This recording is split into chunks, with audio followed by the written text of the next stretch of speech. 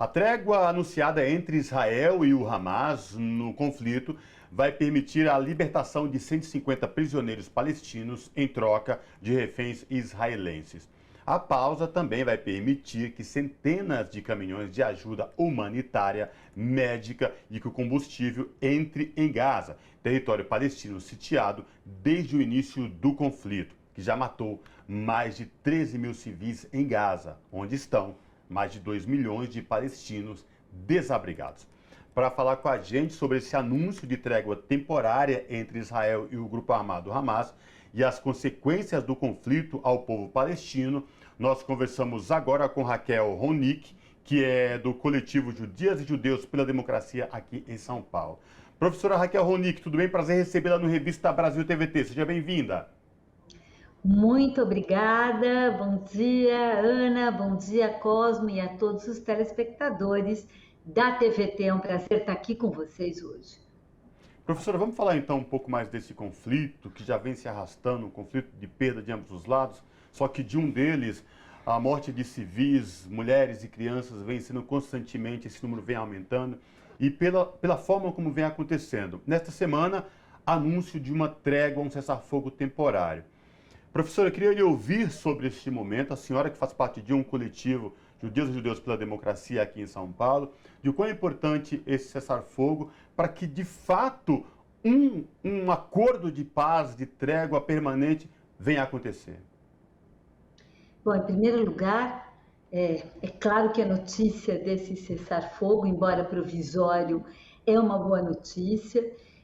No âmbito do nosso grupo, temos insistido muito na ideia de que um cessar-fogo imediato que possibilite duas coisas absolutamente essenciais nesse momento, que é a libertação incondicional de todos os reféns que estão na mão do Hamas e imediatamente o fim do massacre que está acontecendo em Gaza, atingindo civis nesse momento, seja interrompido.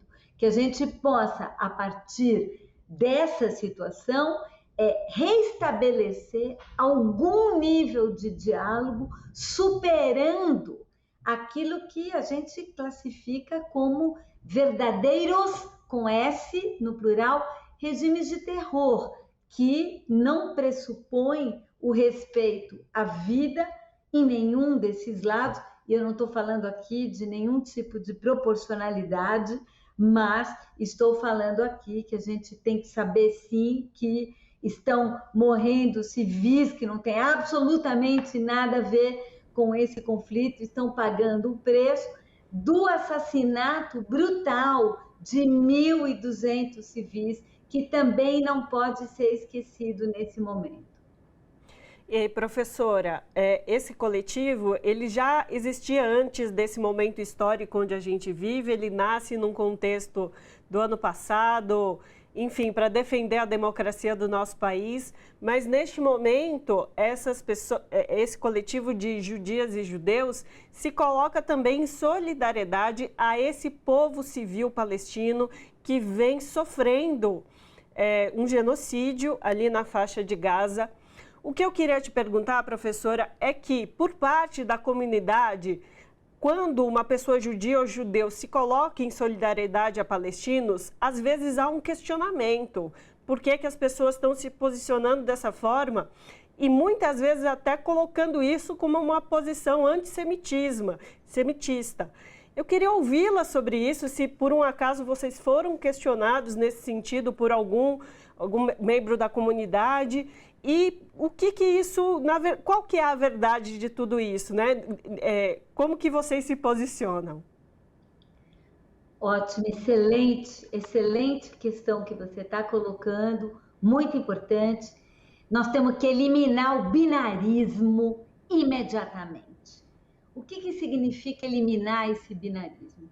Eu queria lembrar a todos que em Israel nós temos centenas de milhares de israelenses que defendem os direitos de palestinos, centenas de milhares de israelenses que defendem os direitos humanos de palestinos, centenas de milhares de israelenses que estiveram nas ruas durante meses contra, em oposição ao governo Netanyahu e a coalizão que hegemonicamente tem estado à frente do governo de Israel, que tem promovido ocupações na Cisjordânia, tem desrespeitado esses direitos. Por que eu estou falando isso? Porque, em primeiro lugar, é um absurdo se juntar no mesmo bolo judeu a política atual hegemônica de Estado de Israel, sionismo e uma posição anti-direitos humanos. Fazer isso a quem serve? Serve ao extremismo de ambos os lados. O que significa isso? Esse extremismo de ambos os lados, um extremismo de ambos os lados que inclusive alimenta um antissemitismo. Eu, como judia, e o nosso coletivo está absolutamente chocado de ouvir que toda e qualquer crítica, né, à ação do governo do Estado de Israel é uma crítica dirigida aos judeus. Então, isto é uma posição antissemita, né? Então, se realmente não pode ser, e me parece absolutamente questionável, que, de um outro lado, né, pensando do outro lado, qualquer crítica à ação de Israel nesse momento ou no passado é vista como antissemitismo, né? Isso é uma manipulação. É também uma manipulação identificar que as ações que são ações que não respeitam o direito dos palestinos de terem autonomia e soberania sobre um território, também não possam, né, não possam também ser entendidas como posições, inclusive, dentro do Estado de Israel. E mesmo o sionismo, quando a gente fala de sionismo, é um erro histórico tratar o sionismo como alguma coisa homogênea. Foram muitos projetos distintos de sionismo. E eu queria lembrar aqui, estando na TV dos Trabalhadores, que um dos projetos de sionismo, que é o projeto dos kibbutzim, das cooperativas socialistas, né, era um dos projetos de Israel e era um dos projetos de construir em Israel uma sociedade também socialista. E queria lembrar que justamente um dos poucos, e esse projeto foi sendo desmontado, destruído, assim como o neoliberalismo e a ascensão da direita foi destruindo projetos de esquerda pelo mundo todo, isso foi perdendo lugar, né? E um dos poucos kibbutzim, cooperativas ainda remanescentes, na luta por uma sociedade socialista, na luta por uma paz e pelos direitos palestinos, na luta pelos direitos humanos, foi justamente o kibbutz Be'eri que foi atacado e as pessoas foram massacradas pelo Hamas. Então, a gente também não pode apagar essa parte da história e vamos complexificar, e a existência do nosso grupo é um grupo que é predominantemente constituído por judeus no campo progressista, no campo da esquerda, é um grupo que surgiu no âmbito das discussões e das lutas pela democracia no Brasil e que nesse momento é uma voz que ao mesmo tempo defende radicalmente o direito dos palestinos de um território, uma soberania, mas ao mesmo tempo também denuncia que aquilo que está sendo ofertado pelo Hamas hoje é um regime de terror. E temos uma posição contra os regimes de terror, contra os fundamentalismos, contra as teocracias, sejam elas praticadas por Israel, sejam elas praticadas pelo Hamas. Então, um pouco a nossa utopia e aquilo que a gente acredita é a possibilidade da existência, né, de Israel e Palestina para os palestinos e qual que é o modelo disso, se é 2 estados, se é 1 estado, isso não cabe a nós decidir, cabe a palestinos e israelenses, na paz e com uma possibilidade de diálogo e que supere a ideia de que a única perspectiva é a eliminação do outro. Ou seja, ou é Palestina do rio ao mar, ou é Israel do rio ao mar. Portanto, é parte do pressuposto de terminar a coexistência do outro. Esse não parece para nós uma perspectiva democrática, não parece para nós uma perspectiva sustentável e de longo prazo. E, professora Raquel, e vem no momento deste conflito onde o governo do premier Benjamin Netanyahu vinha sofrendo pressões no próprio Israel pelo que vinha acontecendo, ataques inclusive à democracia, com ligação direta, mudando aí a Suprema Corte do país, enfim. Mas o que deixa claro, professor, é que em um conflito ambos os lados perdem. Né? Não tem como, a população civil perde muito, por isso que não dá para aceitar da forma como vem. E quando a senhora traz aí o posicionamento do coletivo Judias e Judeus pela Democracia, vai exatamente nesse sentido, preservar vidas inocentes que não tem nada a ver com essa questão de poder, seja ele do grupo armado Hamas, seja por parte da autoridade de Israel, que vem sem distinção nenhuma atacando toda a faixa de Gaza. Professora, para além disso, exatamente. Como é que estão essas ações de vocês, do coletivo, para envolver mais pessoas, pedindo, acima de tudo, paz definitiva neste conflito?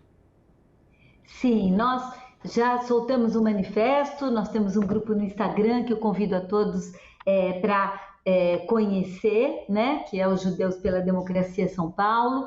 E eu queria convidar a todos, porque vamos fazer uma manifestação no dia 26, domingo, às 11 horas da manhã, na Paulista, na Praça dos Arcos, aquela que é no comecinho ali da Paulista, com a Rua Minas Gerais.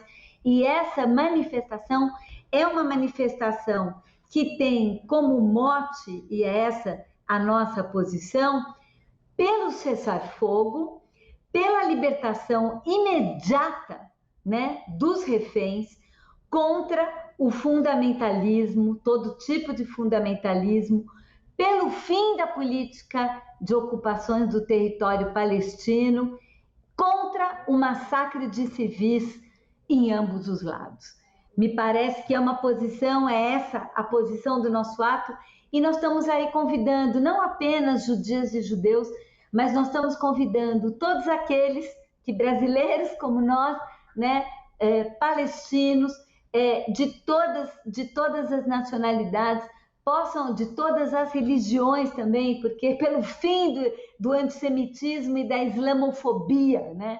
Acho que isso é intolerável, né? Todos aqueles que pregam a tolerância, que pregam a paz como solução, que se juntem a nós nesse domingo, para que a gente possa amplificar essa voz no meio de uma situação absolutamente tensionada, e uma situação tensionada que não parte de um princípio que é absolutamente central, que é o princípio da defesa da vida e, sobretudo, da defesa da vida de inocentes e de civis. Professora, você disse algo muito importante na sua fala conosco aqui agora, que é sobre o diálogo entre os grupos, né? É o diálogo. O diálogo que tem que permear não só os grupos envolvidos nessa guerra, enfim, nesse conflito, mas um diálogo que tem que permear a sociedade não só nesse tema, né? Nos demais temas. Mas o que acontece muito é que narrativas são criadas e a gente tem uma imprensa corporativa hegemônica que tem um grande poderio de disseminar a informação de uma maneira muito massiva, né? E aí, nessa perspectiva do diálogo, como que a pessoa comum, cidadão e cidadã, também pode buscar criar esses diálogos para buscar informações para além dessa narrativa hegemônica, né? Que é única, independente do lado que seja, é uma narrativa única.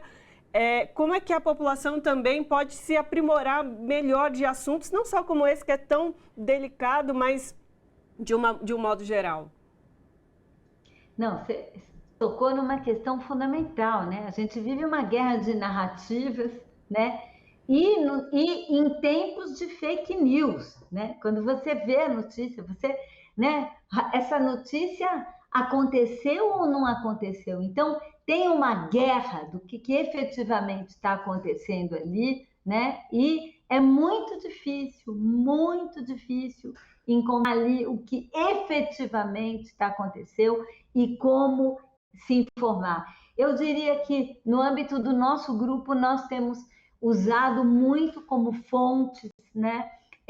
Fontes importantes, estudiosos do tema, pessoas que estão presentes e, sobretudo, a voz dos ativistas pela paz e pelo diálogo. Então, tem vários grupos, né?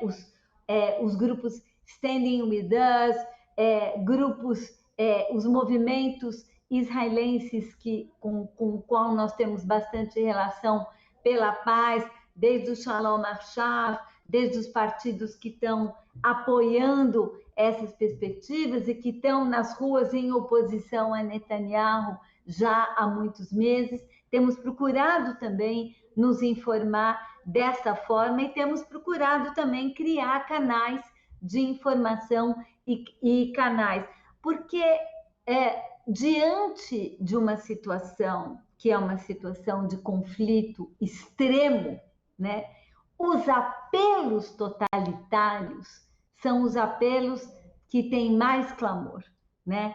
Na verdade, é a ideia de eliminar o outro. Diante do conflito, eu quero que o outro desapareça. E a mobilização da linguagem da violência para eliminar o outro é uma questão que está colocada para além do conflito Israel-Gaza. É o que nós estamos vivendo no nosso país. Cada vez mais a linguagem da violência e o uso da violência, o uso indiscriminado da violência tem sido a forma, a linguagem, o paradigma utilizado para lidar com os conflitos, na ausência de modelos, de sistemas, de formas de lidar com os conflitos de outra forma. Então, me parece que é muito importante a gente procurar essas vozes que estão tentando abrir esse espaço para que a gente possa também, no meio, né, de um enorme extremismo, não me parece que o extremismo é uma resposta para isso e que a gente deve e pode lutar pela paz. Muita gente diz, nossa, mas isso aqui é um negócio totalmente utópico. Até teve um comentário no meu Twitter, você acredita na Alice do País das Maravilhas? Acho que não. Acho que nós já conseguimos construir na história da humanidade e enfrentar situações muito difíceis sem que isso significasse genocídios, ataques, massacres e eliminação do outro. Me parece que o marco dos direitos humanos ainda, apesar de tudo, é um marco importante para a gente se referir e trabalhar. Perfeito. Conversamos com Raquel Ronick, que é membro do coletivo Judias e Judeus pela Democracia em São Paulo e é professora também de Arquitetura e Urbanismo, por isso que chamamos de professora o tempo todo. Professora, muitíssimo obrigada pela sua participação conosco aqui hoje e por nos colaborar com esse debate e trazer todos esses aspectos que a senhora nos trouxe. Eu que agradeço e, de novo, reitero o convite para que vocês estejam com a gente na Paulista, domingo, 26 de novembro, 11 horas da manhã, na Praça dos Arcos. Vejo vocês lá. Abraço. Abraço.